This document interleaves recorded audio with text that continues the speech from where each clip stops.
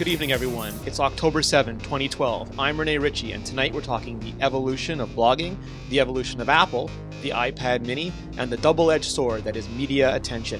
This is the iMore Show, Sunday edition. Joining me on the show tonight is Ryan Block, the co-founder of Gadget and the former editor-in-chief of Engadget. Ryan, how are you? I'm good. How are you doing? Excellent. I figured a good place to start with you would be almost the genesis of technology writing coverage in general, because you were there at the beginning, the height of the big tech blogs. So my co-founder at Gadget, Peter Rojas, was, I guess you could really call him the first tech blogger. He's definitely the first gadget blogger. I'm pretty sure it's fair to call him the first tech blogger. He invented a lot of the medium. He created Gizmodo back in, I think, 2002. And I knew him, he had moved to New York, and I knew him socially.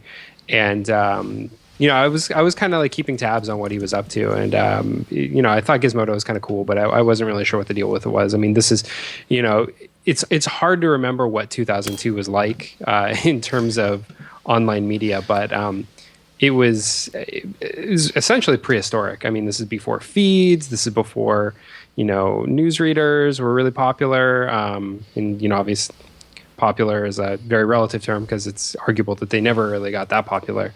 But I mean, it was before most of the stuff that we now take for granted. There was no such thing as social media. Social networks, like even Friendster hadn't really been invented yet. So it was just a very different world. Anyway, he eventually left Gizmodo and started Engadget and asked me to come over and try my hand at writing. I'd always been interested in writing and technology, but I'd never actually made the really obvious leap to writing about technology. So he encouraged me to try that, and I did it. And, I was kind of just part-time for a long time. And then about a year in, I quit my day job. I took a kind of a big leap. I took a huge cut in pay and, lost my medical insurance or my health insurance and all that stuff, to be, full-time at Engadget. And the rest is kind of history. It strikes me, and correct me if I'm wrong, but it strikes me that because you didn't have the social networks, the RSS, you didn't have an audience that was educated to send you tips like all the modern blogs have. You didn't have all the conveniences. It was much more almost like a virtual pounding the pavement, traditional journalist beat. You had to work hard for your scoops and your stories.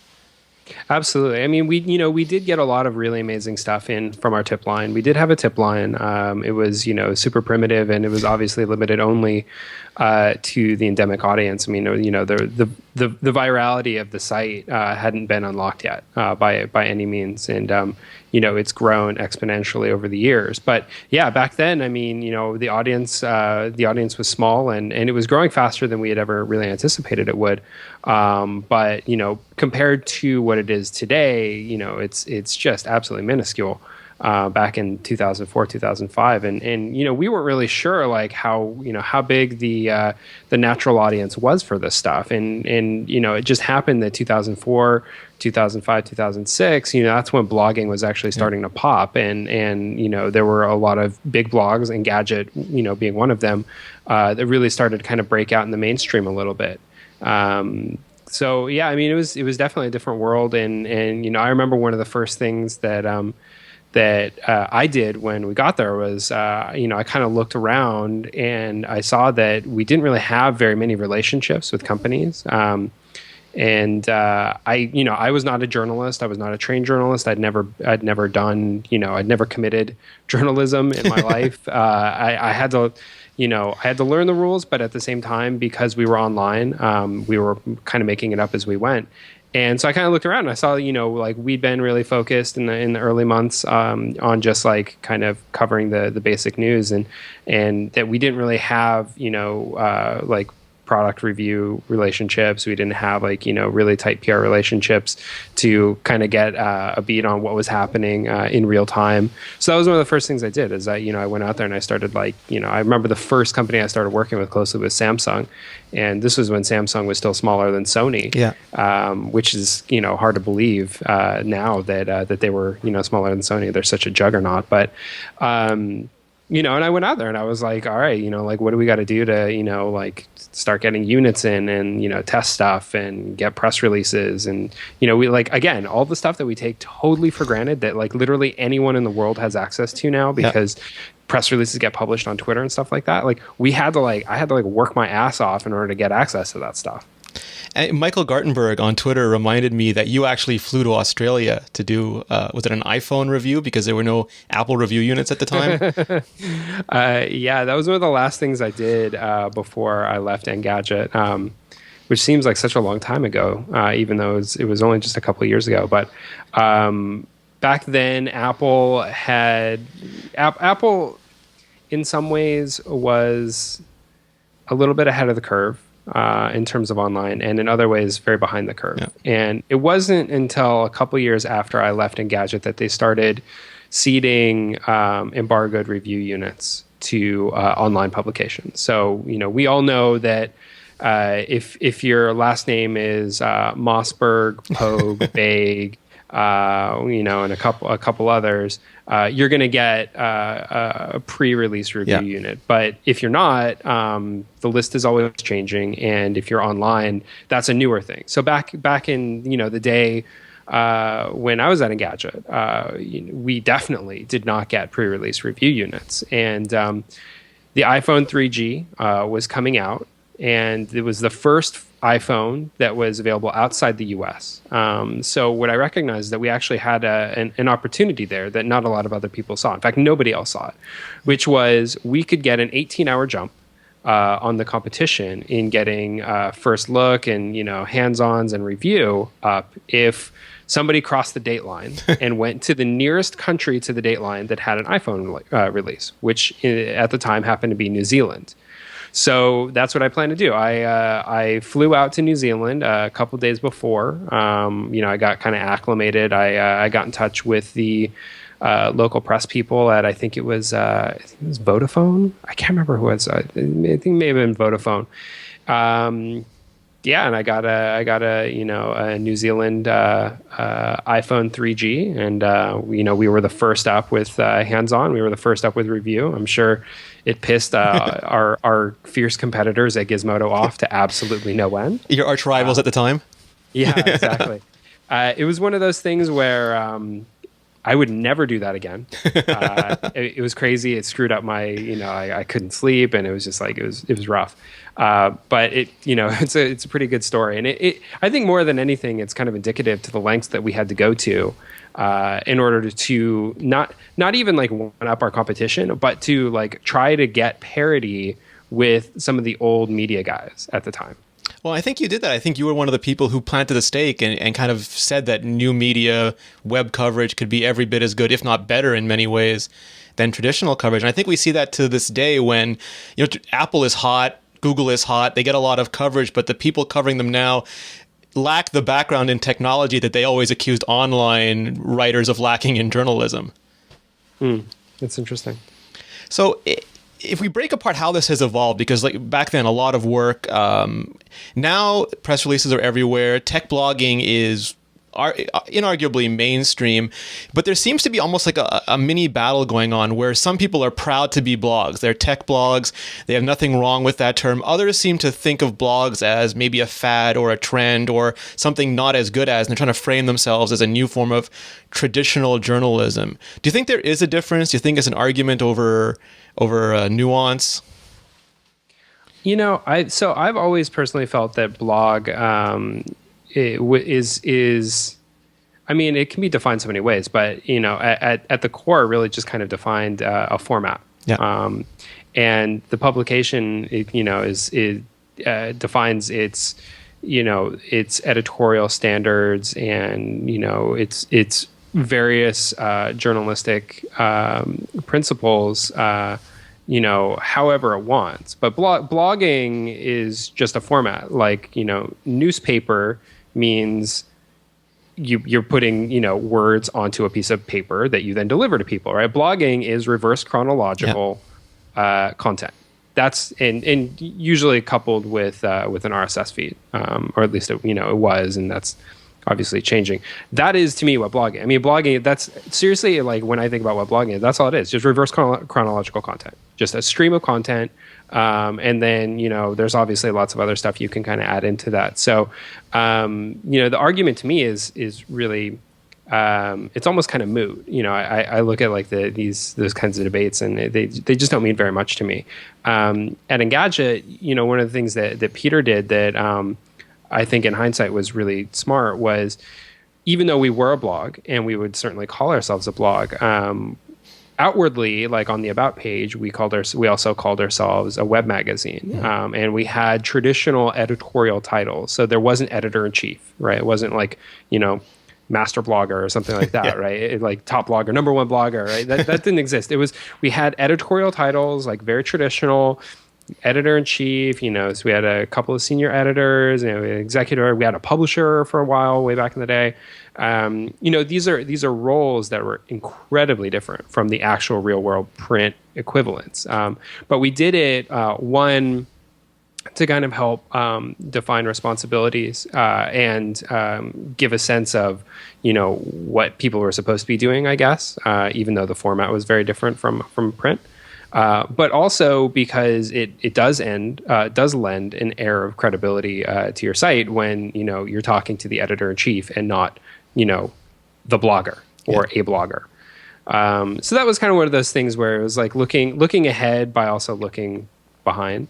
I don't really know, anymore. I don't really know what the difference is. I mean, if I think the content is ultimately what you are to be judged by, no matter how you define yourself or call yourself or whatever. And your site is actually a really great example, in my opinion, of a blog's blog. I think that just runs laps around everybody else, and really showed like bigger and I guess legacy tech blogs. What kind of reportage can still be done. Oh, thank you. I appreciate that. Because we focus, like we only cover iPhone, it's a bit of a luxury. We get one phone a year. We can really focus on it. We can follow it through its life cycle. You can help somebody pick their phone, learn what they can do with their phone, find more stuff to do with it, find out how to upgrade. But I think it must be getting tough for the large cross-technology sites. I mean, you maybe get 400 Android phones a year, and that's just one mobile company. And to try to fit that into the reverse chronological blog, does the Samsung owner care what's happening with the television set or with the car? Or I think that might be one of the challenges, is to filter things for the audience in the future. Yeah, I mean, I think the format definitely breaks down. When we got started, it was something where you could check in once or twice a day, and oftentimes be able to get, if not all the day's news, most of the day's news on one page, which is in itself, very different from traditional publishing, where there's just an enormous volume, and you can't. You have to do a bunch of clicks around the site in order to kind of read everything. But it's kind of gone the other way now, where the industry has matured a lot. The sites have matured a lot, and the quantity of editors and writers, as well as the amount of news that is worthy to write about, have all grown together. And now you have sites like, Engadget or just about any other, major kind of mainstream style tech blog publishing, sometimes 100 plus stories a day. And it's insane. I'm a technology expert, and, I've been in this industry for a long time, and I can't keep up with it. It's too much. And I don't know what the solution is right now. It's not really my problem anymore. So I guess I don't have to worry too much about it.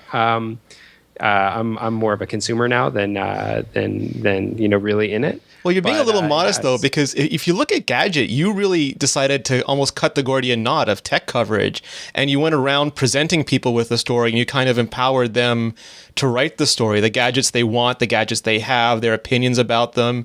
You let them have the voice, and that kind of shapes the content on Gadget. It does, but I mean, it's. And I appreciate you saying. I mean, that's very kind of you. It is also different though, because what you see on most sites, on most tech sites, is editorial, yeah, and what you see on Gadget is curatorial. And I think there's maybe it's nuanced distinction for some people, but for us, it's an enormous difference. So what it basically means is we don't really take it upon ourselves to be the voice of this stuff.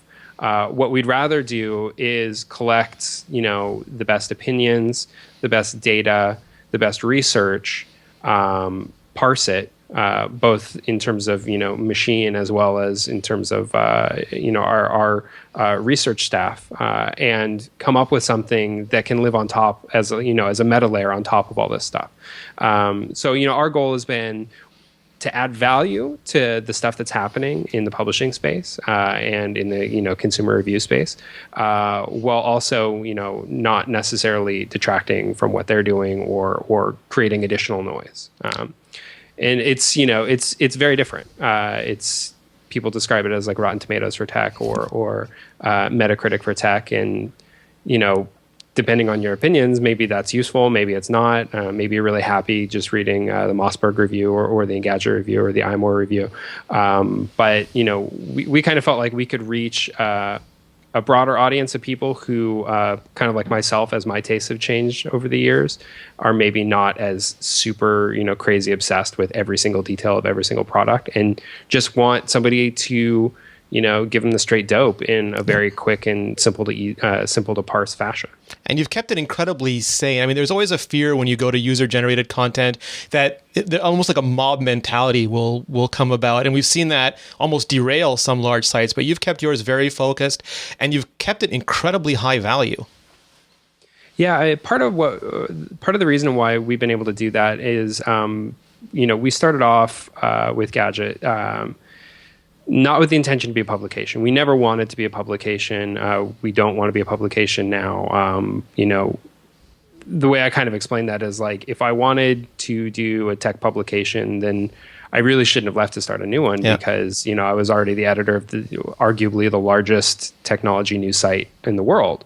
So what our real goal with Gadget is to create a social and commerce platform around the space. And that was something that just did not exist. And a big part of that, at least on the social side, is identity. So when you create an account, a lot of people do that with Facebook. So your identity is certainly tagged in through that mechanism. But as you build your gadget list, your want list, and your have list and your had list, you start to really put identity into the site, and it's not just about comments. Although comments are fine, and there's absolutely nothing wrong with that. There's a little deeper of a connection going on there, and we can of course send you content from other users based on the products on your list and price drops and stuff like that. So we do a lot for registered users that kind of relies on that identity, and part of that is when you go to write a review for a product. If you just try to write a review for any given product, we'll block you. It'll actually say you can't review this unless you own it. Yeah. And I know it's just a very, very small amount of effort required to go to the product page and click the I want this button. But the reality is that alone, having to create an account and say I own this product or I used to own this product on my have list or my had list, that filters out 99.9% of the junk. Is people actually identifying that they own that product. And so, I mean, it's kind of amazing, when you actually have rich application experiences, some of the things you can do to drive people towards the behavior that you're looking for. Yeah, it's going to be interesting as it goes forward. I'm going to use the transition from Engadget to Gadget to kind of walk into the transition that Apple's been going through. It's been a year and a little bit with Tim Cook as the CEO, and arguably he's one of the best logistics guys, operations guys, executors on the planet, and he's been executing for a year. But do you get a different flavor from the Apple of today than you did maybe the Apple of a year or 2 years ago? I don't know. It's hard to say. I think partly because people like you and I are so attuned to these very small things, these very small signals that Apple gives off that most people don't perceive. So, my answer might not necessarily be like the best answer, right? I mean, I think most people will probably say like Apple's still, great, and they haven't really noticed any difference. For me, I think it's been small things. I think it's, like the handling of the map situation was kind of an interesting differentiator where Tim really came out and apologized straight up. Yeah. That was refreshing to see. But at the same time, like I wonder if Apple would have been in that situation at all with Steve. And I just as like a point of procedure, if I see anyone say like, "Oh, this never would have happened," under Steve, I immediately I'm no longer interested in their opinion on anything related to technology. That is like this is like seriously the dumbest thing that you can possibly say. But I will say that I do think that if that having been said, if Steve were around and went through this launch, I feel like there was probably a better possibility of Apple having launched Maps as like a beta product and said like, "Oh, look, this is a beta product. Like, there's going to be some issues. We know this. We think it's amazing. We think it's got a ton of potential. We can't wait to like show you, have you aboard this ride, and we're going to see where it goes." And maybe that's something that Steve, specifically because of his attention to detail, knowing that they had to launch this thing, he would have been more realistic about calling it a beta. And maybe Tim Cook just didn't quite see that.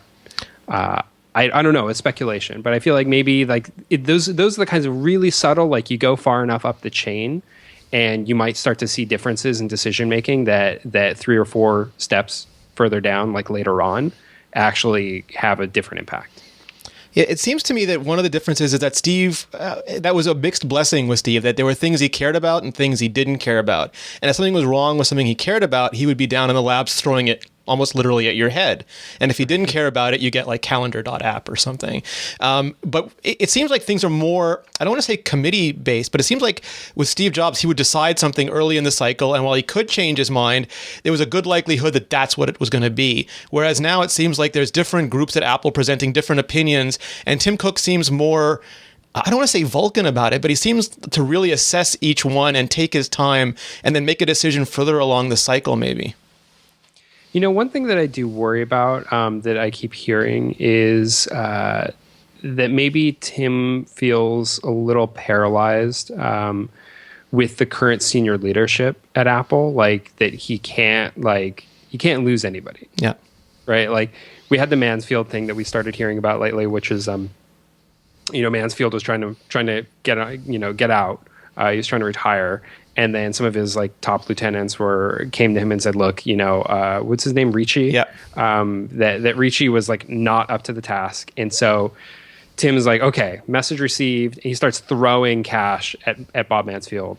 Please don't leave. It's like $2 million a month or whatever it was.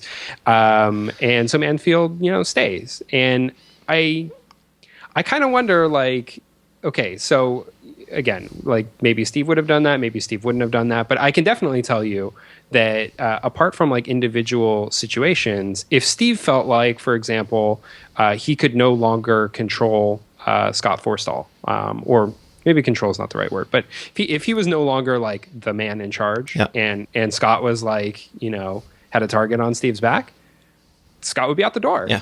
No question about it. And I don't know if like Tim feels like he has the ability to, and again, this is like really speculation just from the outside looking in. But it doesn't feel to me like he's ready to go out and spot like the next genius person at Apple to kind of lead them into something new and great and unexplored and different, and or even to like replace like a top senior manager who came in from the Jobs era. Yeah, it's interesting because a lot of those senior people came with Steve Jobs from Next. They were part of the same thing that he built and he just brought over to Apple. And when Steve Jobs retired and ultimately passed away, it became almost like a period of transition, and there were the high-level departures. And it would make sense for there to be high-level departures, but at the same time, there's probably a sense in Apple that that's the last thing they want to see publicly right now. And I don't know if that's causing some sort of tension. Yeah, absolutely. I mean, I think if Mansfield did leave and then Scott Forstall got kicked out, and we already saw Ron Johnson leave last year, or maybe it was the year before. I can't remember now. Bertrand Serlet. Yeah, and Bertrand. So I mean, people might start to worry, like, is Tim unable to keep a handle on his senior management? So that's what doesn't surprise me, is like just going to throw money at the problem. He's just going to throw money at Mansfield and maybe put up with some stuff from Scott Forstall that maybe he shouldn't be, according to some of the accounts that I've seen over the last year about how difficult he is supposedly to work with, and how he's trying so hard to shore up power and all these other unsettling things. Which, like you said, predated Tim Cook. We heard about those same rumors when Steve Jobs was still around. Yeah, I think that this is why it's difficult to be Tim Cook. Because when you're Steve Jobs, if Scott Forstall leaves, who cares? You're Steve Jobs. Yeah, you're Steve Jobs. Like, who cares? If you're Tim Cook and Scott Forstall leaves, that's bad. Yeah. And the reality is, I think Apple organizationally is the same either way. I don't think it really matters. So it's like very much an optics thing. Yes. And I know that Tim Cook is aware of this optics issue, but he's kind of powerless to do anything about it at a certain level. At least right now. I think over a long enough period of time, we'll maybe start to see some changes. It's interesting because, like you said, it's a perceptive power change, because before there was always just Steve Jobs. And people can say that Steve Jobs not being at Apple is no different, but then that means that Steve Jobs being at Apple meant nothing. And I don't think anyone would argue that point. So it is fundamentally a different company. And the thing that right now they're executing on a lot of things that Steve Jobs put into place. And like you said, if someone says it would never happen under Steve Jobs, almost everything happening now was instigated under Steve Jobs. So it's hard to tell. It's totally my favorite thing. I think the only thing, it's a weird, it's like there's this confirmation bias, and I think that we're not going to know when the thing that would be different under Jobs has happened, because it will have never happened. Yeah. And let me try to explain what I mean by that. So, the iPod, that is not probably a thing that Apple would have done, if it had similar leadership but not Jobs, right? The iPod was a thing that Apple researchers were like discovering, and they came up with, and Steve greenlit that maybe Tim, if he was CEO then, would not have greenlit, or the iPad, which for my money sounds a lot like the kind of computing experience that Steve was envisioning 20 or even 30 years ago when the Lisa came out. Right, like he was thinking about like how do we create this like ultra simplistic like wireless computing experience before the concept of tablets was like even really a thing. Did you hear that interview that they found recently where he says, we're not going to put a crappy computer in a book, but I'm creating a computer with a Lisa that one day we're going to put into a book? Yeah. I haven't seen that interview, but I heard about that, and that's part of what I'm referencing. So, I mean, there's I think a long-term vision for where things can go, and then there's also sometimes a short-term vision of like opportunities that might not be seen, and that unlock entirely new areas for a company like Apple to go into. And Apple is, as Steve was happy to remind people all the time that he was prouder of the things that Apple said no than yes to. But the thing is, I think, there might be projects in a couple of years. I don't think right now. I think we've got a while before we get to the next thing that's going to, potentially be this. But there might be projects in a few years that Tim will say no to, that somebody else who looks at things a little differently might say yes to. That could be totally, mind-blowing new markets. And that's the kind of stuff that we'll never really know about. Yeah. Seeing the future and willing it into existence. That's the interesting thing with this stuff, is that Apple is one of the few companies in consumer electronics that doesn't mistake their business for their products. They created the iPod. They killed the iPod with the iPhone. They're killing the Macs with the iPads. They're not risk averse in that sense. But as they get closer to their ideal form iPhone and iOS 6 gets more mature, what do they do next? I think that's the really interesting question for them. I mean, I think the reality is actually going to be kind of on the boring side. Look, there was the computer, and then there was mobile technology, of which you can say there's 2.x form factors, right? Like you've got a phone form factor, you've got a tablet form factor. And somewhere in between, we had this diversion into music, the iPod, that eventually became subsumed into our phones, as many of us knew that one day would. So if you really kind of get down to brass tacks, we're talking about computers, phones, and tablets. I personally don't think that we're going to see another game-changing product category from Apple or anyone else for probably many years. I wouldn't say more than 10, but if you look at like the total timeline between like the computer and the phone, you're talking, depending on your definitions, maybe 20 years. So there are sometimes very, very big gaps in between groundbreaking new product categories, and we've gotten to the point where phones are extremely mature. We've gotten to the point, I think, where tablets are already extremely mature, thanks to, I think, all of the technology we've had in place supplying the phone industry for so long. And now I think, people are talking about a TV. There's, continued grumblings about TV. I'm very bearish on the idea of a TV for so many reasons.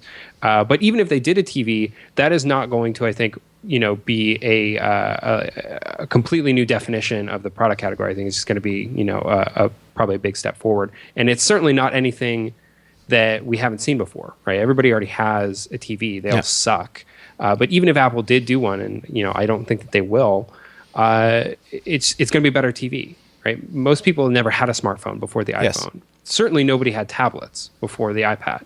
So I think we've actually got a long time before a genuinely new product category comes out that Apple could pioneer. And it's going to be so far in the future that it's not a thing I think Steve could have predicted in his time. And it'll be the thing that we'll never know if Apple will say yes to the right project for it.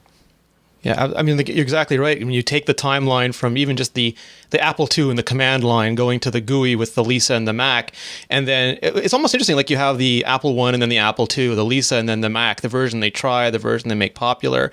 And the iPhone and the iPad are close enough that it's almost like one leap together in the big timeline. It's going mobile, it's going multi-touch. And that same timeline, I think people expect Apple to do revolutionary products far more quickly than they actually ever historically do them. Yeah, I totally agree. I think if you were to look at the last 35 years, you've got a smattering of computer stuff, and then you've got maybe like a next gen of computer stuff around the aughts, which is, the switch over to OS 10 and Intel. And, I think that it didn't fundamentally change. It just unlocked a lot of new audience for them. So it seems like it changed. Yeah. But the reality is computers have always kind of been there, and they've just been on a constant march forward. And then 2001 iPod, 2007 iPad, 2009 or 2010? I think 2010. 2009, yeah. So 2000, let's call it 2009 because my memory is terrible. iPad, and I think it's gonna be quiet for a while. And people are gonna continue to be upset that Apple isn't like coming up with these like blow away new products. But look, I think the reality is like we're in a pretty good place right now. Like we have products that take care of almost everything we can imagine, except for the crappy DVRs that we still have to deal with. Yeah, that's amazing to me because in the time I went from a Trio 680 to an iPhone 5, and the time I went from, I forget what I had originally, a PowerBook something to a MacBook Air or a Retina Mac, my Scientific Atlanta cable box that my cable company sells is exactly the same. Like 12 years later, it is identical. Yeah, it's such a weird time warp of an industry, and that's, I think, exactly, well, that's one of the many reasons why I should say Apple is probably not going to be able to break into the TV industry, even if they have some mind blowing product in the labs. It's not a product problem. Yeah, we know that Apple could solve the product problem. The problem is all of the content is locked up by networks and by MSOs and, to a certain extent by satellite providers. And they're all basically in these super tight deals, and there's no way to break into it. Unless you have infrastructure, unless you're walking in the door with infrastructure, you're screwed. Yeah. You got nothing. And they know that they don't have to, they are not in the position that the music industry was, in negotiating with Apple in the early aughts when piracy was changing everything. The content industries are actually in reasonably decent shape right now, and they don't have to bow to Apple's will on this. And as long as there exists the possibility where you would buy an Apple TV and you wouldn't be able to get all the top shows, the same as you would any other television plus DVR, or be able to watch live sports programming or anything like that, they're not going to do it because they can't. They would never sell them. It's what exactly Steve Jobs described all things D, where it's a go-to-market problem. And the original iPhone didn't have half the features that a Trio 680 had at the time, but it was such a compelling new user experience. People could show off their photos, multi-touch. Nobody really cared, but there's not that much that you can do to a TV to make people forget their sports, forget their cable programming, and be willing to live without it. Well, and Apple doesn't need to do it. I mean, they're not in the position where they're forced to rush and make a bad product either. Yeah, and I mean, a big part of it is, the size of the markets as well. I mean, just the sliver of the market that now today owns smartphones ever owned, that kind of first wave of smartphones. And so even for the people who thought it was really cool, there was just not enough, pulling it out of your pocket and showing it to people for it to really ever, catch on virally. Yeah. But TVs, everyone's got them. Exactly. Everybody already owns one. We've all got the content. It's a crappy experience, but you know what? It works. And it's worked for decades, and it could be made so much better. I mean, literally every time, I have a newer TiVo and a TiVo Premiere, which is, way better than the older TiVos, but it's still terrible. Yes. It's just so bad. And it kills me every time I use it, knowing what could be done and what will not be done because of the content industry. And it's actually interesting because that content kind of shapes the market, and that's a good way to get into the iPad mini talk. We were talking about it last week a little bit, but if you look at Amazon's go-to-market strategy versus Apple has the iPad in 90-odd countries because they can sell it and not have to care about having iTunes there. They have iTunes in a lot of places, but they can sell it even without iTunes, where Amazon's business model does not allow them to sell the Kindle Fire outside of a place where they can sell Amazon content, which means they can't seed the market the way Apple can. Totally. Yeah, I mean, it's, we were going through our review of the new Kindle Fire, and I couldn't really put my finger on what it was about it that was different, because people want to think of it as being a tablet. Yeah. And it's, it's constantly being put up against other tablets, and it is the budget tablet, and it's, it is in the tablet category, but it's not a tablet. And I couldn't figure out why that was. There was a cognitive dissonance, and it wasn't clicking for me, what it is that it actually is if it's not a tablet. And then it hit me when we were doing the Fire HD 7-inch review, so that it is not a tablet. It's not a tablet. It is a content appliance. Yep.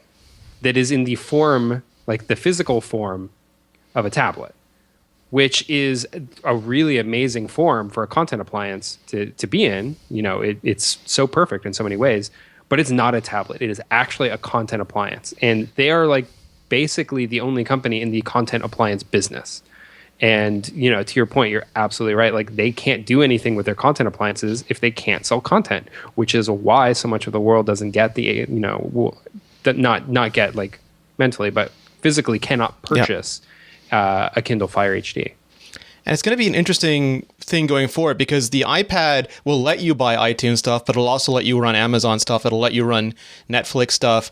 Where the Kindle Fire, at least the original one, I haven't tried the new one yet, was more like a shopping operating system, not a tablet. Like it wasn't meant to be a mobile computer. It was meant to be exactly what you said, a mobile shopping portal, like an incredibly good one, but a mobile shopping portal that just doesn't have branch locations in most parts of the world yet. Yeah, totally. And, I don't know. When I think about the strategy of a content appliance device company, for Amazon, it makes sense. But the thing that Amazon keeps talking about is like how they're in this, like, they're playing the long game on this. Mm-hmm. And, this is like, yeah, they may not be like uber successful right now, but they're going to keep at it and they're going to chip away at it. And that to me, it's actually the exact opposite of how they should be looking at this thing. Long term, I don't think there is a future for content appliances. Long term, I think you're going to have a very small number of products that can do everything, and they're going to continuously go further and further down market. Apple will continuously push the iPad further and further down market, just as it has with the iPhone and its computers. And because the iPad can do everything that the Kindle products can do, or I should say the Kindle Fire products, not Kindles. There's at a certain point there's no incentive to buy a content appliance anymore because again, you can do everything on an iPad. So it's actually, to me, it's not a bad short-term strategy, but as a long-term strategy, it's terrible unless they know how they're going to break it out of content appliance territory and get into the tablet business, which I don't really think that they should be trying on that. It's bad. It is a bad long-term strategy. Yeah, it's almost, to pivot from the current strategy where the content subsidizes the hardware to go into almost like an Apple model where you can be platform agnostic, that's not an easy amount of turbulence to navigate. Yeah, no, it's, I'm not super bullish right now on non-Apple tablets, but I think Amazon has done a pretty good job of pulling the wool over some people's eyes, and it's going to come back and bite them later on. Yeah. I would be very surprised if Amazon has a non-ebook reader Kindle business definitely in 10 years. I don't know about 5 years. Maybe it'll still be around in 5 years, but I can't see it in 10. And what's interesting is now if Apple does go ahead with an iPad mini, which we keep hearing rumors about, a lot of people hear rumors about it. It sounds like they're going to go ahead with one. One of the first things we heard is that Apple would never release a low-cost iPad. And I filed that along with Apple would never call it an iPhone 5 because I think it's, Apple can do what they want. Right. or the iPad will never play video. Yeah. I'm sorry, the iPod will never play video. There's all these things that Apple would never do that they can absolutely do any minute they feel like it. Yeah, totally. But when it was explained to me, it sounded like Apple, you'd walk into a plane, you'd see people using Kindles, and Apple would much rather see those people using an iPad. But because the current iPad is big and heavy and expensive, those were two barriers of entry that a smaller iPad being lighter, thinner, and cheaper would just remove so that these people could also buy iPads. And I actually think Apple could, given the cost of bills, the cost of materials on an iPod Touch these days, I think Apple could do a reasonably good tablet, maybe 8 gigabytes, non-retina, for $200, $250. And I think that would give them, that would just open up the space considerably for them. Well, it's tricky. So if they did a 7-inch tablet that was XGA, the original iPad resolution, 1024 by 768, which I think a lot of people assume it's going to be. From a pixel density standpoint, isn't that like getting close to Retina? It's the exact same pixel density as the iPhone 3GS. So it's like 163, I think. Okay, so it would not be Retina. No. Okay. As far as I know, they have a Retina one and a non-Retina one, but the Retina one would be expensive enough not to be the entry-level device they want.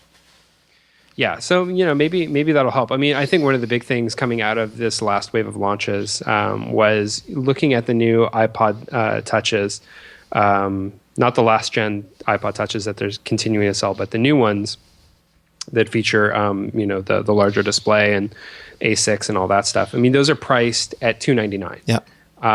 And you look at the iPad, you can get an iPad 2 for $299, and clearly a 7-inch iPad is not going to be any more than the existing full-size iPad. But does it really make sense to buy a 7-inch iPad at the two, or does it really make sense for them to sell, I guess, a 4-inch iPod Touch at the $300 price point when they're selling a 7-inch iPad at the $250 price point or the $200 price point? Not that I think Apple is worried about undercutting their own business, but it seems like a weird place for their product prices to be. Like, usually their product prices make like so much sense. And I'm thinking about this gap between, say, let's call it a $250 7-inch iPad and a $300 iPod Touch with 4-inch screen. That seems weird to me. Maybe it's not. Maybe, like, you know, I don't know. Maybe it's just me, but that doesn't like make sense from a pricing strategy. The weird thing about the whole lines now is they seem to, like, the iPod Touches now come in colors, which used to be the Nano and Shuffle lower end of the line, and they've doubled up. So they have the old iPod Touch, and it kind of there's one device that has the same amount of memory for the new version and the old version, but different price points. So the iPod Touch is like this muddy sort of product line now. But I think Apple sees the iPad line as distinct from the iPod Touch line now. And if you have a 16 gigabyte iPod Touch at $200 and an 8 gigabyte iPad Mini at $200 odd, I think they see the trade-off being one has more memory, one has bigger size. So I don't think Apple sees size as a discount, but size as a feature for the iPod Touch. Yeah, that's an interesting way of putting it. I like that.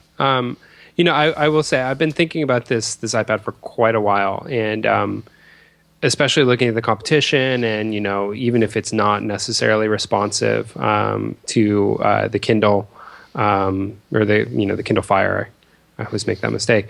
Even if it's not necessarily responsive to the Kindle Fire, it will be perceived as such, and so then they have to, like, you know, how do we deal with the pricing? And I feel pretty strongly that it's going to be on the low side, 200, and on the high side, 250 for, like, the base model, whatever the base model is. It's going to be within that band. Like, I don't think it's going to be less than 200, and I don't think it's going to be more than 250. And especially not now that there's a $299 10-inch iPad that you can buy. So I guess the question is, what does this look like? What does it actually look like? What are the specs on this thing? And is it a capable device? It sounds like it's almost exactly an iPad 2 just shrunk down. So they took, because the original iPad was an iPhone 3GS increased in size, so the touch controls became bigger, you had more space, but it was still the same density, just made larger. And now they're shrinking it back down, so the buttons are the same size as an iPhone, but apps, the big thing, what it sounds like to me from Apple is that if you look at the Nexus 7, for example, it's still really a big iPod Touch because it's mostly running smartphone apps. And that was that famous Steve Jobs line about, tablet apps should be a different class of application. And Apple seems to really stress that the iPad Mini is an iPad, not a big iPod Touch, and it'll run iPad apps. And they think there's huge value at that. And maybe the iPhone is too small. It's your going around device, your walking device. And the iPad is too big. It's sitting on your lap, but it's not comfortable to hold up in bed. And this will be the low cost, just right kind of middle device. Yeah, I think there's some potential here. I think it could be a really interesting product for them, even if it is a little more on the low end side, which I think they probably don't want. I mean, I think that if they had their druthers, right, they would like to launch a product that is as technically capable as any of the high end iPads that they're selling at any given moment.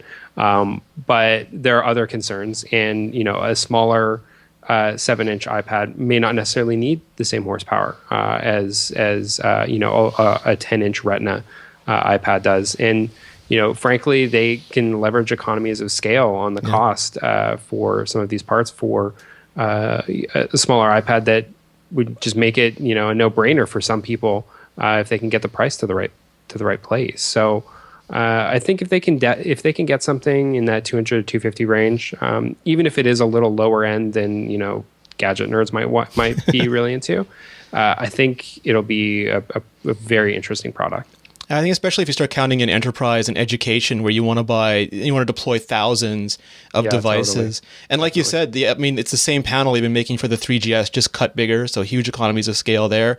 And it lets them. I mean, it was interesting with the iPhone, they went the subsidy route, and the iPod Touch, they just keep it across an older device, and they tried that with the iPad, but it's still $400, which is still a barrier to some people. But when you get down to 200, especially around Christmas time, it sounds to me like this is a device Apple intends to sell hundreds of millions of.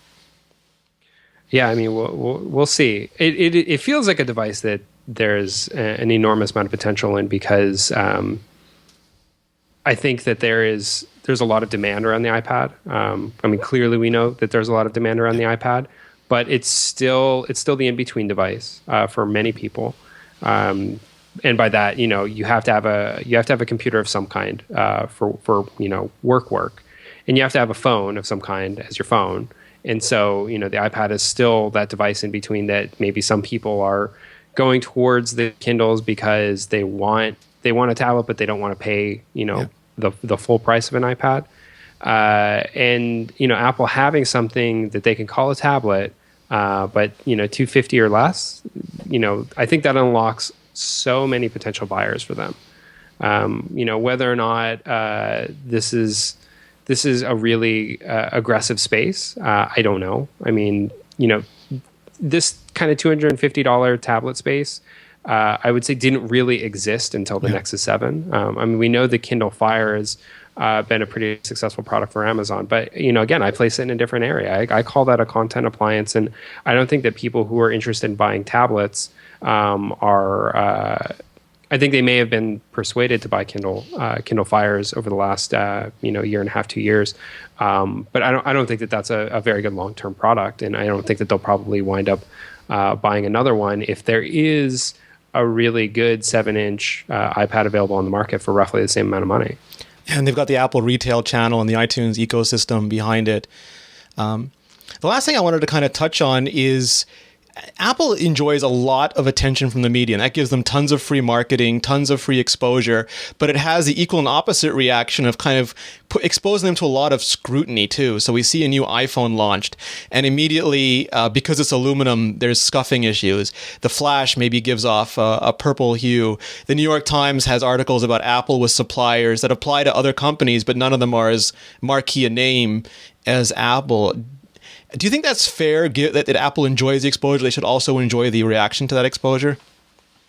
Well, I don't think anyone really enjoys that. I mean, yes, sorry, I don't mean enjoy in that sense. I mean, they should subject it to.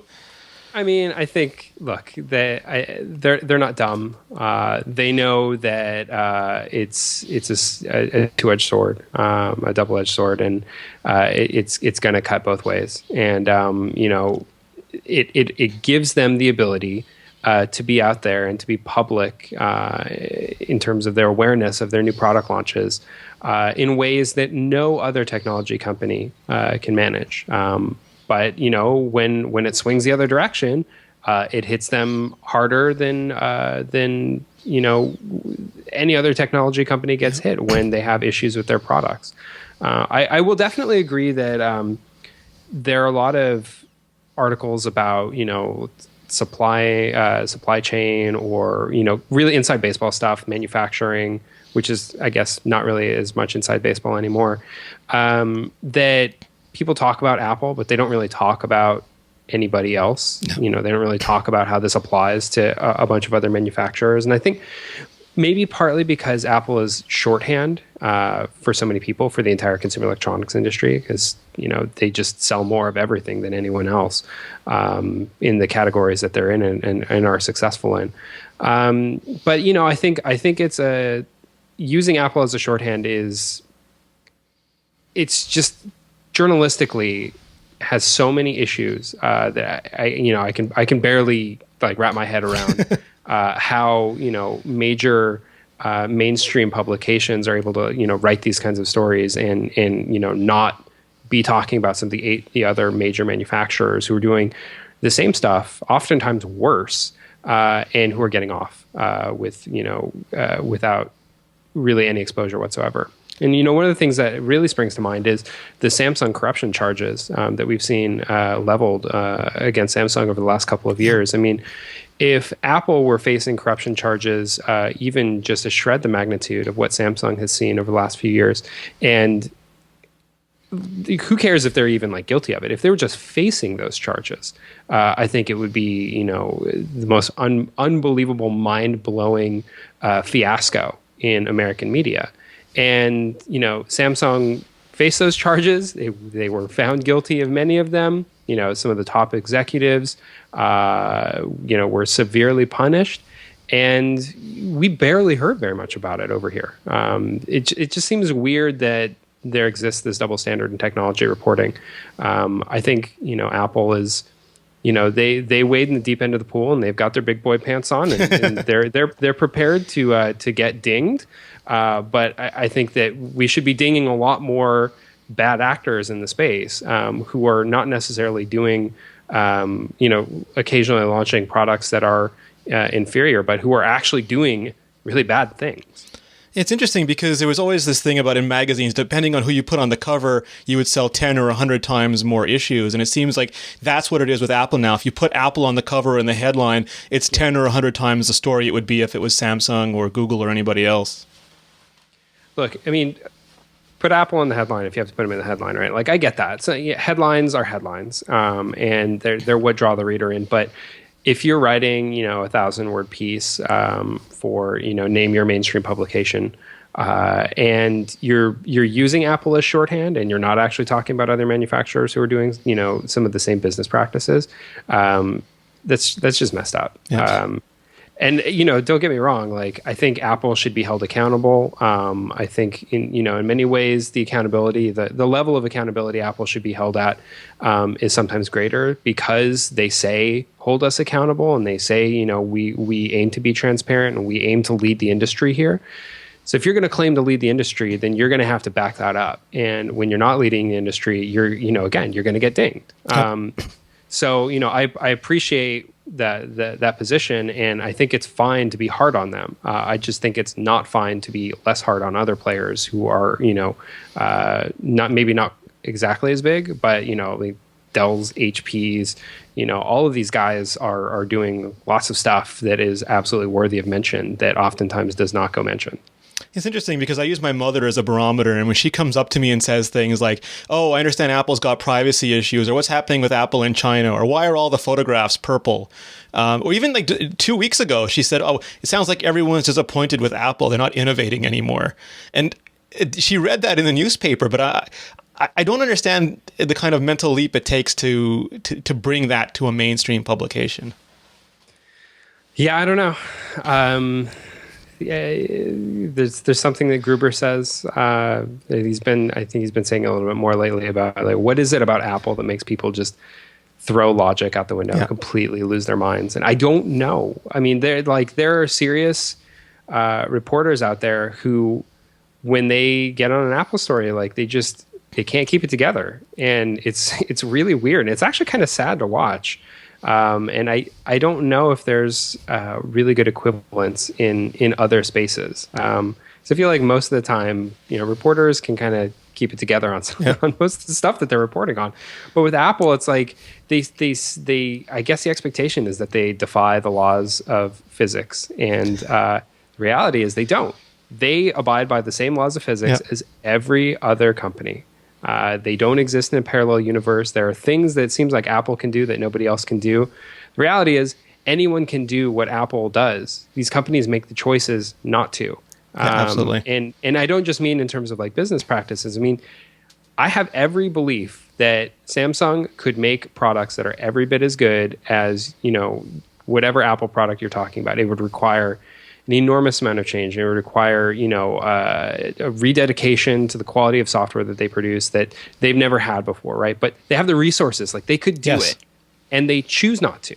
And that choice, reflects in how their products are received, and it reflects in, how Apple exists within the market. But, all of our perception of these companies is, collective of the choices that they make, and Apple exists within the same confines as other companies. same physical universal confines within Same laws of economics.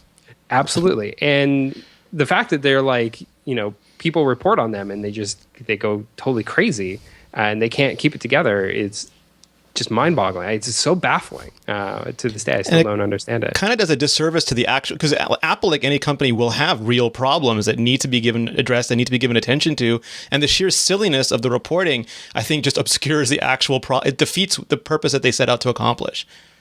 Now, I will say, I think that there is a very real phenomena, especially online, especially for publications that have a more direct channel to their readers, which is basically people complaining about being too in favor of one company or another, or, especially really, really vocal audiences in favor of, say, Apple over Android or Android over Apple in the phone space. And I think that actually does have the ability to sway the way that people write and the things that people write and the way that coverage is handled. And, I think that there are probably some mainstream publications, at least some that I can think of off the top of my head, that seem to be somewhat swayed by that kind of commentary. And that's almost alarming in and of itself, because, that's like a very fringe political party swaying the national debate around, the election because of their ability to just, drive the conversation. They're holding the reviewer hostage. Absolutely. And that to me is actually in some ways more alarming than the reporters who just can't keep it together. When you've got like somebody good who is, I wouldn't say that they're afraid to say what they want to say. I think that they've just subconsciously absorbed like what is going to, like the consequences of what will happen. Well, there was that famous review of the Galaxy player compared to the iPod Touch where it's fantastic, but it's incredible, but it's better than this, but that I think kind of put the pin on that problem. Yeah, and so you like now you have to like really like what are the consequences of my coming out to in favor of this product, this Apple product or this Android product or whatever product, and what are people going to say? And it's really hard, I think, to deal with that because it's not something you're really, I think, actively thinking about it. It's something that's like way deep down, and that you when you're in this business long enough, you start to become conditioned to react a certain way. It's very simple human conditioning. I mean, I think if we could get B.F. Skinner to come in and take a look at what happens to reporters' brains when they report on certain technology companies, it would be fascinating. Because I know that for me, and I definitely members of teams that I've worked with, you come at it in a certain way, and then like it takes somebody else to say like, hey, look, this product is this or this product is that, and I think you've got it wrong, and then they start to realize like, oh, I'm writing this like preemptively in reaction to the things that people are going to say about what I've written. It's almost like that newsroom saying where not every opinion deserves equal airtime. There's a value to an opinion, and there's a value to a device, and not just because two companies put out a device doesn't mean they deserve equal accolades. It shouldn't really matter who made it. It should matter how good the thing is and what audience and what consumer it serves. Yeah, totally. And this is a big issue with Android, right? Because Android products vary in quality and let's say overall goodness greatly from product to product. And the best Android products I think still have a long way to go. I think they've gotten so much better. And I tried switching to an Android device for a few weeks this year, and I was really surprised. But it's built on shakier ground than the iPhone is built on, and they've got a long way to go. And it's like every new Android release, I think there's a lot of pressure. I should say every new Android flagship device release, there's a lot of pressure to say like, oh, this is like the iPhone killer, right? And the reality is, it is a product that is better than what came before it on that side, but it's not there yet, and it's not going to be there for many, potentially many years to come. And I'm sure I'm going to get I'm already like wondering what kind of flack I'm going to get for these kinds of comments. But there you go. I guess that's part of the point is if you look at products a certain way and you have like an assessment that you believe is truthful, and you try to pursue that assessment and flesh it out, you're kind of setting yourself up for potentially negative reaction, especially within a few certain very hot button product areas. It was this old saying that any idiot can go through life not offending anybody, but if people aren't yelling at you, you're not doing anything important. And I think that's one of the, if you want to call what we do journalism or reporting or technology, whatever you want to call what we do, we still need to have that standard regardless of the reaction for it or towards it. Yeah, and what I'm doing now with Gadget is very different. I will say, my personal feelings about some of these products are really actually no longer the kind of defining thing, because part of what we try to do, the part of the value that Gadget tries to offer, is that we take everything into account. We take the users, we take the critics that exist out there, we take research that we've done about the product, and our own opinions. And part of that goes into an algorithm, but then ultimately, we choose, like what is the score that this product gets. So it's not just one thing. It's not just my opinion. And I'm sometimes reminded that from people on the internet that I, as an individual, have an opinion that even though I may think is right or is worthy of reading, that other people may completely disagree with, and that can vary from product to product. Yeah. It's not necessarily just about like Android devices or iPhones. And if you can kind of take a step back and look at everything at a higher level, maybe that helps. Yeah, well, it normalizes if nothing else. Yeah. So that's also part of the reason why I kind of started doing what I'm doing with Gadget is,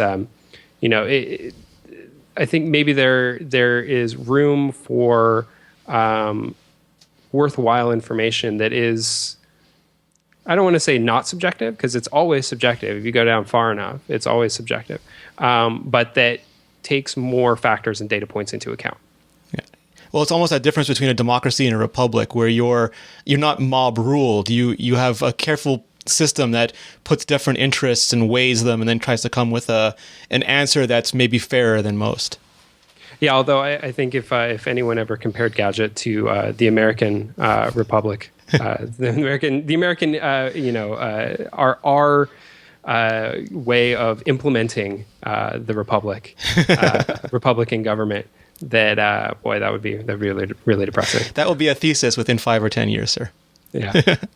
Ryan, thank you very much for joining us tonight. Where can people find out more about you? I'm on Twitter at Ryan. I'm on Gadget at gadget.com/Ryan. I'm on the internet in general. You're around. I'm around. Pretty easy to find, I think. Well, thank you very much for your time. We really appreciate it.